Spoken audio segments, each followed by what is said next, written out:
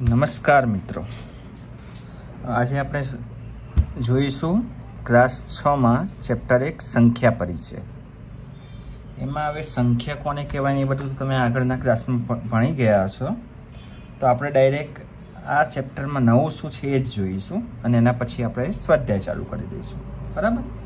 તો આમાં નવું એ છે, પહેલો પોઈન્ટ છે ભારતીય સંખ્યા લેખન પદ્ધતિ.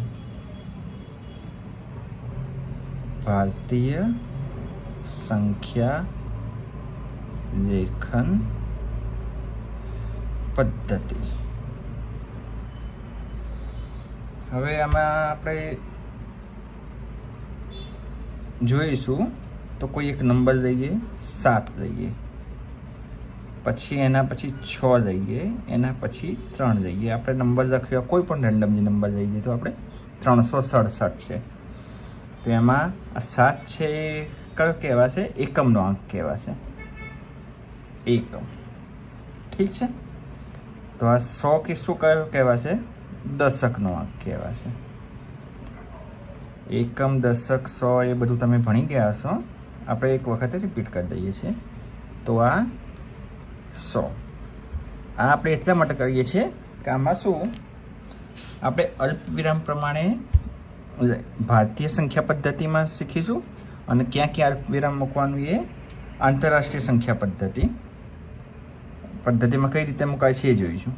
આનો મુખ્ય ઉદ્દેશ્ય શું છે કે આપણને નંબર જોઈને વાંચવામાં સરળતા પડે એટલા માટે. તો પછી આના પછી એક અલ્પવિરામ આવશે. એના પછી ધારો કે આપણે 4 લઈએ તો આ કયો આંક કહેવાશે? આનું સ્થાન કયું કહેવાશે? 1000.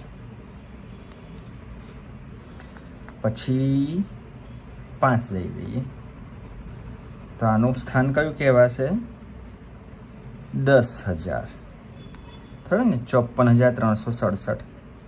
હવે ભારતીય સંખ્યા પદ્ધતિ પ્રમાણે પહેલા 3 આંકડા પછી દર 2 આંકડા પછી અલ્પવિરામ આવશે. ઉદાહરણ તરીકે હવે આપણે લઈએ 9. તો આનું સ્થાન કિંમત કઈ હશે? લાખ. 9,54,367. હવે લઈએ 3. તો આની સ્થાન કિંમત કઈ હશે? 10 લાખ. હવે આપણે લઈએ 6. તો આની સ્થાન કિંમત કઈ હશે? કરોડ. પછી આપણે લઈએ 4. તો આની સ્થાન કિંમત કેટલી થશે? 10 કરોડ. ઠીક છે. હવે બીજી પદ્ધતિ છે આંતરરાષ્ટ્રીય સંખ્યા લેખન પદ્ધતિ. આંતરરાષ્ટ્રીય સંખ્યા લેખન પદ્ધતિ. આપણે સમજવામાં સરળતા રહે એટલા માટે આપણે બંને નંબર સેમ ટુ સેમ લઈએ છીએ. ઠીક છે. તો ધારો કે હું લખી દઉં છું 367. તો આમાં 7 થયો એ એકમનો આંક થયો, 6 થયો એ દશકનો આંક થયો, 3 થયો એ 100નો આંક થયો. પછી અલ્પવિરામ આવશે આમાં. હવે આપણે લઈએ 4. તો એ કયો થશે?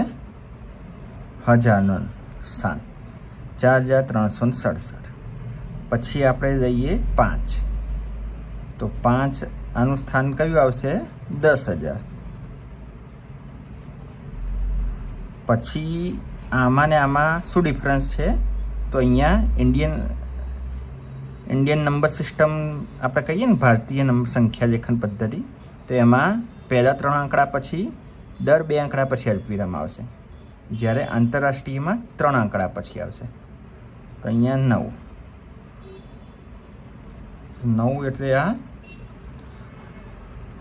100,000. પછી અલ્પવિરામ આવશે અહીંયા. પછી આપણે કયો નંબર લઈએ? સેમ ટુ સેમ લઈએ છીએ તો અહીંયા 3 આવશે. તો હવે શું આવશે? 100,000 પછી મિલિયન આવશે.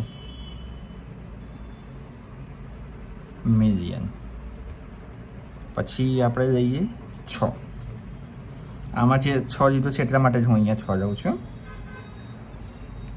તો આની સ્થાન કિંમત કેટલી થશે? 10 મિલિયન. પછી લઈશું 4 એટલે શું થશે? એની 100 મિલિયન. પછી અહીં સુધી જ છે, પણ આપણે હજી એક જવું હોય તો આંતરરાષ્ટ્રીયમાં 3 આંકડા પછી અલ્પવિરામ આવશે, તો એના પછી આપણે 2 મૂકીએ તો આ સ્થાન કોનું થશે? બિલિયન. બિલિયન એનો અર્થ શું થાય? 1 બિલિયન એટલે 1000 million. 1 billion is equal to 1000 million. ઠીક છે. હવે આમાં બીજું શું છે? બીજું આપણે ઉદાહરણમાં જોઈશું એ પ્રમાણે જેમ જેમ દાખલા કરીશું એમ થોડી પ્રેક્ટિસ થતી રહેશે. પણ થોડી કિંમતો હું લખી દઉં છું અહીંયા. 1 કિલોમીટર તરીકે, તો 1 કિલોમીટરમાં કેટલા મીટર આવે? 1000 મીટર થશે. 1 મીટરમાં કેટલા થાય? 100 સેન્ટીમીટર. અને 1 સેન્ટીમીટરમાં 10 મિલીમીટર થશે. આપણે ફૂટપટ્ટી છે બરાબર, તો ફૂટપટ્ટીમાં આપણે સેન્ટીમીટર આપેલા હોય બરાબર, તો 10 સેન્ટીમીટર થાય એટલે 1 મિલીમીટર થાય છે બરાબર. તો આને એ રીતે 100 સેન્ટીમીટર થશે ને ત્યારે 1 મીટર થશે, અને 1000 મીટર થાય એટલે 1 કિલોમીટર થશે. એ જ રીતે 1 કિલોગ્રામ, તો 1 કિલોગ્રામ એટલે કેટલા થશે? 1000 ગ્રામ. 1 લીટર, 1 લીટર એટલે 1000 મિલીલીટર.